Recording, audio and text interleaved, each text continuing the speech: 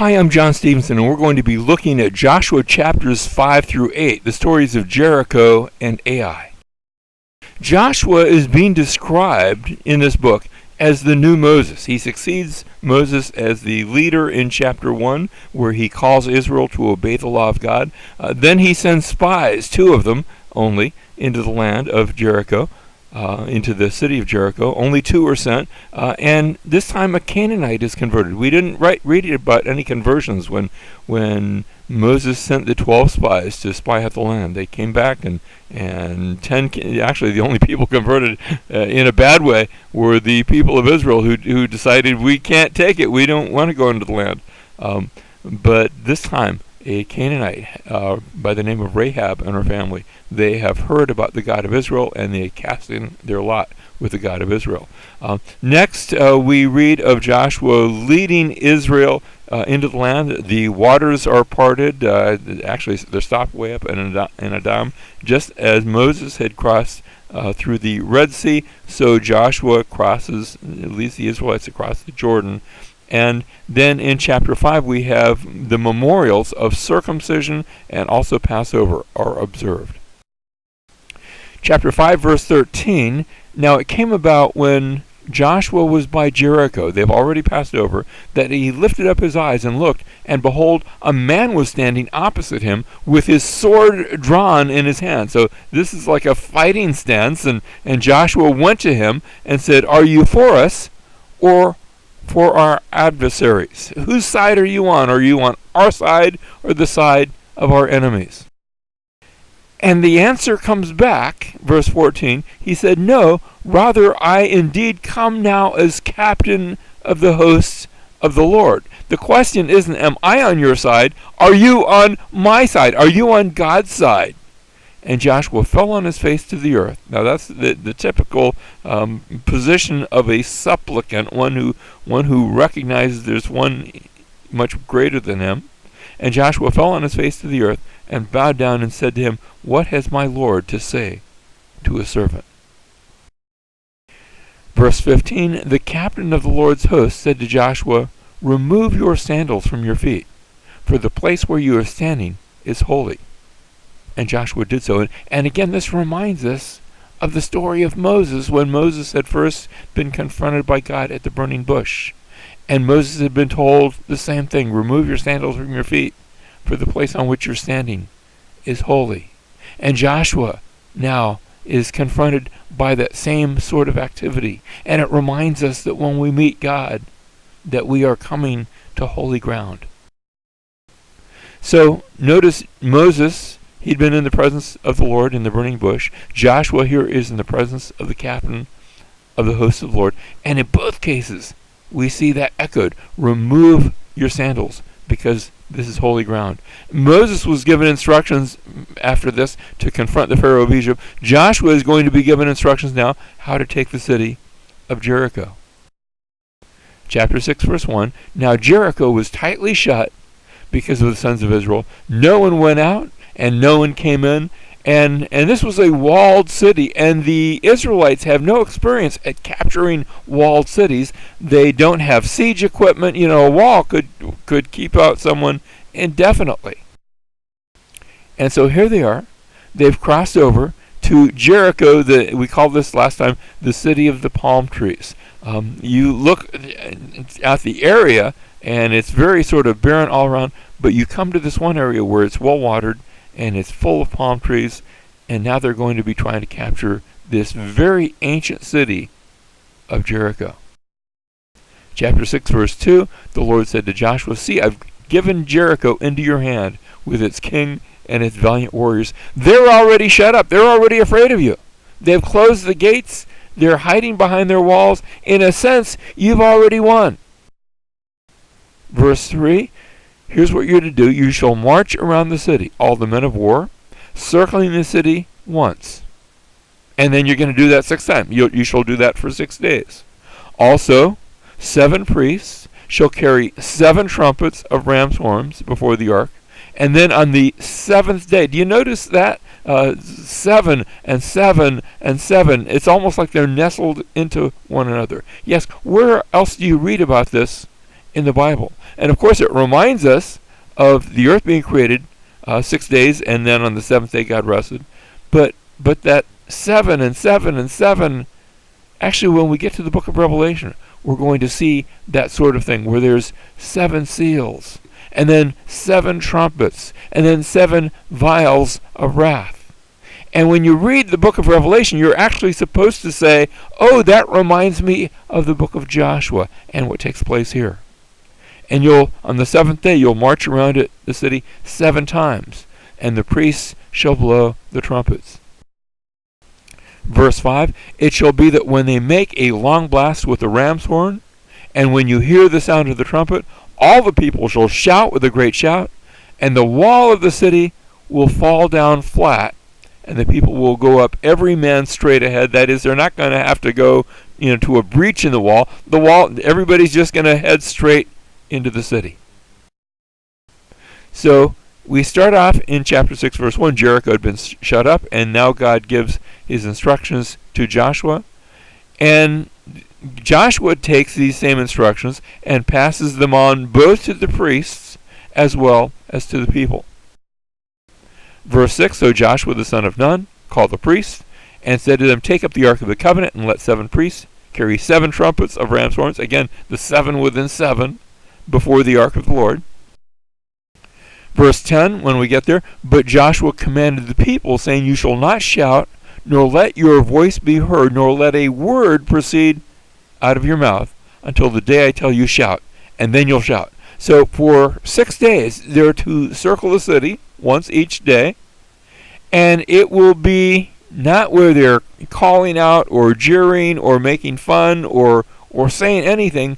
It's to be done in complete silence as they wait for the Lord's work. So we get to verse 11, and Israel marches around the city for 6 days, once each day, and they're given the marching orders now for the 7th day. And what they're to do on the 7th day, they'll be marching around it 7 times, and then they're going to be told about how the city's going to be given to them, but it will be under the ban. It will not be free for the looting. This is God's city. He's taking it.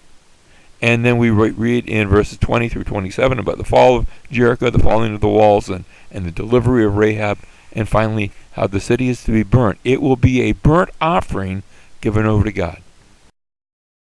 So verse 20, on the 7th day, the people shouted, and the priests blew the trumpets. And when the people heard the sound of the trumpet, the people shouted with a great shout, and the wall fell down flat, so that the people, just as God had said, so the people went up into the city, every man straight ahead, and they took the city.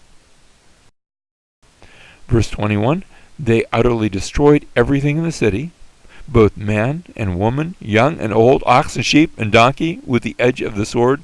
This city was given over as the first fruits to God. It was dedicated to destruction. Verse 26, then Joshua made them take an oath at that time, saying, cursed before the Lord is the man who rises up and builds the city Jericho. With the loss of his firstborn he shall lay its foundation, and with the loss of his youngest son he shall set up the gate. So that the Jericho now was accursed, and no one was to be rebuilding Jericho. Now that's striking, because when we get to later on in the historical books, we actually read about the rebuilding of Jericho.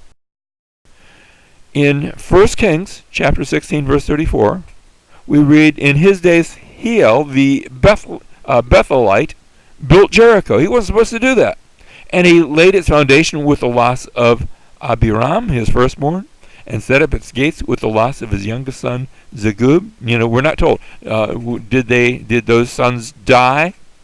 And just as God had said, or did he actually engage in child sacrifice and kill both his firstborn and his youngest son, according to the word of the Lord, which he spoke to Joshua, the son of Nun? But that's where Israel will later be headed. They will be headed into disobedience to what God had said. Well, actually, that disobedience is going to start early on. Chapter 7, verse 1, We see that disobedience right here, but the sons of Israel acted unfaithfully in regard to the things under the ban, and that disobedience has a face and a name. For Achan, the son of Carmi, the son of Zabdi, the son of Zerah, from the tribe of Judah, took some of the things under the ban, and therefore the anger of the Lord burned against the sons of Israel. Notice that one man disobeys, and because one man disobeys, the entire nation is going to suffer. Verse 2, here we see it played out. Now Joshua sent men from Jericho to Ai, which is near Beth-aven, east of Bethel. Now Ai, we're told, it's as you go from Jericho, you continue going west, you're going to come to Ai. It's east of Bethel, and that tells us about where it's located, but we're not entirely sure that we've recovered Ai. We have discovered some ruins that might have been Ai, and archaeologists actually argue about exactly where it's located. So I'm going to show you on a map in a bit, but it's going to be some guesswork there. Anyway, they're sent up with these instructions, go up and spy out the land. So the men went up and spied out Ai, and they returned to Joshua and said to him, do not let all the people go up. Only about 2,000 or 3,000 men need to go up to Ai. Do not make all the people toil up there, for they are few. In other words, you look at Jericho and then you look at Ai, and Ai seemed to be so much smaller.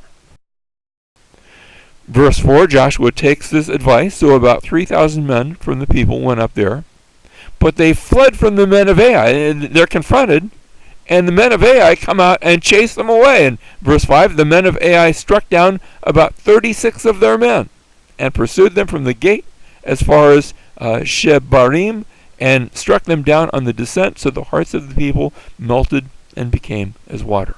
And the Israelites suffer a defeat, and 36 Israelites die because of the sin of Achan. Verse 7, Joshua said, alas, O Lord God, why did you ever bring this people over the Jordan only to deliver us into the hand of the Amorites, to destroy us? If only we'd been willing to dwell beyond the Jordan. Joshua was thinking, did we do it wrong? Oh no. Verse 8, here's the rest of the prayer. O Lord, what can I say, since Israel has turned their back before their enemies? For the Canaanites and all the inhabitants will hear of it, and they will surround us and cut off our name from the earth. And what will you do for your great name? And I love his prayer, because his prayer isn't just about us. It's like, Lord, you set us here, and I mean, if you look at how many Canaanites there are, and here we just got defeated by this fairly small town, and they can come after us, and they're going to be disheartened. They've been disheartened before because they thought, man, there's so many of you, but now they're going to say, gee, we can win this. And if they do, what will you do? Joshua says to the Lord, for your great name. So that he's praying not just for himself, but he's praying that the name of God might be magnified. Verse 10, so the Lord said to Joshua, rise up. Why is it that you have fallen on your face? Israel has sinned, and they have also transgressed my covenant which I commanded them, and they have even taken some of the things under the ban, and have both stolen and deceived. So there's been deception. It's been done under secret. They have taken that which belonged to God. Moreover, they have also put them among their own things. And so we have in Joshua chapter 7, the Lord's wrath burns. We actually started in verse 1 being told that as a sort of a precursor. And then there was defeat and the disaster for Israel, where these Israelites died in battle. And Joshua comes before the Lord, and now the problem is revealed. And with the problem now is going to also be revealed the solution. The solution will be revealed, and Israel will come before the Lord and repent. And as a result, it's going to be Achan's sin. It will be discovered, and he will be executed. And finally, we come full circle where the Lord's wrath, the closing verse of this chapter, will read that the Lord's wrath is turned away. So, verse 25, once the sin is revealed, Joshua said, why have you troubled us? And that word troubled, it's the word akar, Why have you troubled us? The Lord will Akar, he will trouble you this day. And all Israel came and stoned them, not just Achan, but his family. Because notice, now people say, well, maybe his family was culpable. Maybe they knew of what he had done. Maybe, but sin has a way of spreading and infecting. And so just as Achan's sin had led to the death of a number of Israelites, so also his sin now and his guilt comes upon his entire family. And they are stoned with stones, and they burn them with fire after they'd stoned them with stones.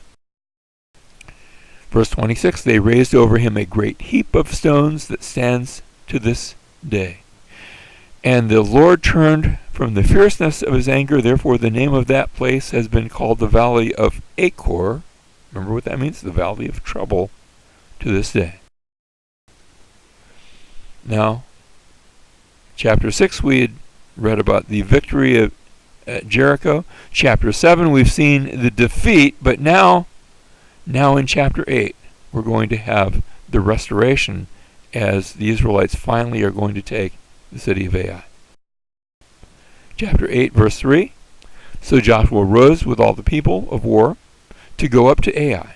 And Joshua chose, now before he had sent 3,000, but instead he chose 30,000 men, valiant warriors, and sent them out by night. Why so many?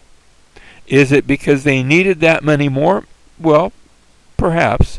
But maybe it's because he wants them all to participate in the victory. You see, it's hard to reclaim lost ground. Verse 4, he commanded them, saying, see, you are going to ambush the city from behind it. Do not go very far from the city, but all of you be ready. And then I and the people who are with me will approach the city, and when they come out to meet us, as at the first, we will flee before them. We're going to make it look like this is a repetition of the previous battle. We're going to have this force come up, and they'll come out, and we'll run away just like we did before, and they will come out after us until we have drawn them away from the city, for they will say they're fleeing before us, as at the first, so we will flee before them, and you shall rise from your ambush and take possession of the city, for the Lord your God will deliver it into your hand. And so here, and again, our locations for these are approximate. We do know where Bethel is. Ai, I'm doing some guesswork, and Joshua is going to come up against the city, but then he will flee before the people, and meanwhile we'll have those that are waiting in ambush. They will come and capture the city, so that the people of Ai, as they go out, suddenly behind them the city's going to fall, and they will be left without a city. Chapter 8, verse 28, at the end of the battle, so Joshua burned Ai and made it a heap, a tell. It's funny because we actually use that word. We have all sorts of cities which have not yet been excavated, and so when a city has not been excavated, it's a big mound, it's a big heap. And Ai is made into a heap, notice forever, a desolation until this day. That is the day of the writing of the book of Joshua, because it's written sometime later. We're not exactly sure when. And at that time, it was still a heap. And today, it's so much of a heap, we're not sure exactly which place it is. And archaeologists are doing their work, and they're digging up heaps all the time. They will go in and excavate a tell, and they're looking for Ai. Chapter 8, verse 29, he hanged the king of Ai on a tree until evening. And at sunset Joshua gave command, and they took his body down from the tree, and threw it at the entrance of the city gate, and raised over it a great heap of stones that stands to this day. And so it's going to be made a heap. Now notice the city, the body of the king is hanged on a tree, but that's not to go past evening. It reminds me a bit of how Jesus was hung, crucified, upon a tree, and yet as the sun set, the body was taken down because of that old law that said, cursed is the one who hangs upon a tree. The king of Ai was cursed, and his city was cursed, and so the city is destroyed. And likewise, Jesus became a curse for us. He took our curse upon himself by hanging upon a tree. Well, Joshua chapters 5 through 8 then. Here's our outline of the whole section. We started off with covenant memorials, and we saw in particular circumcision and Passover being remembered. And then there had been success in Jericho, where everything had gone right in Jericho, but then there was failure at Ai. And yet once the sin was uncovered and judged, then there is success at Ai. But notice what happens next. In the last few verses, we're going to have a covenant memorial. And you read about the success at Ai, the taking of Ai, and all of a sudden Joshua and the people are going to these two mountains, Gerizim and Ebal, and doing this covenant process. And we say, what's that about? Well, it's bringing us full circle. And so when we see the entire section, it makes sense topically. So let's go and look at this covenant memorial. Joshua chapter 8 and verse 30, Then Joshua built an altar to the Lord, the God of Israel, in Mount Ebal, just as Moses, the servant of the Lord, had commanded the sons of Israel, as it is written in the book of the law of Moses, an altar of uncut stones, on which no man had wielded an iron tool, and they offered burnt offerings on it to the Lord, and sacrificed peace offerings. So they come up to these two mountains, and they come up to Mount Ebal. Now these mountains are parallel to each other. On one side is Ebal, on the other is Gerizim. And we read that Joshua wrote there on the stones a copy of the law of Moses, which he had written in the presence of the sons of Israel. So you have a rewriting of the law, and they're going to actually recite the law. Verse 33, All Israel with their elders and officers and their judges were standing on both sides of the ark before the Levitical priests who carried the ark of the covenant of the Lord, the stranger as well as the native. Everybody's showing up. Half of them stood in front of Mount Gerizim, and half of them in front of Mount Ebal, just as Moses, the servant of the Lord, had given command at first to bless the people of Israel. And half these people are going to say the blessings, and half are going to say the cursings. Verse 34, Then afterward he read all the words of the law, the blessing and the curse, according to all that is written in the book of the law. It's a reminder of the law, of God's law. And these two mountains, one on which has the curse, the sacrifice, and the other where they announce the blessing. And this becomes a place of decision. Will you accept the blessing, or will you come under the curse? You decide. And it's striking that more than 1,000 years later, Jesus is going to come to the same place. And he will talk to a Samaritan woman. And in effect, he's going to ask her, gee, do you want the blessing or do you want the curse? Do you want the dryness of this place, or do you want the living water that I can bring? And she's going to choose the blessing. And not only will she choose the blessing, she'll run into town and tell everybody about it. And they will all come out so they can choose the blessing as well. Notice the repetition of the word all. Then afterward he read all the law, the words of the law, according to all that's written in the book of the law. Verse 35, There was not a word of all that Moses had commanded, which Joshua did not read before all the assembly of Israel, with the women and the little ones and the strangers who were living among them. This message was for everyone, and it still is.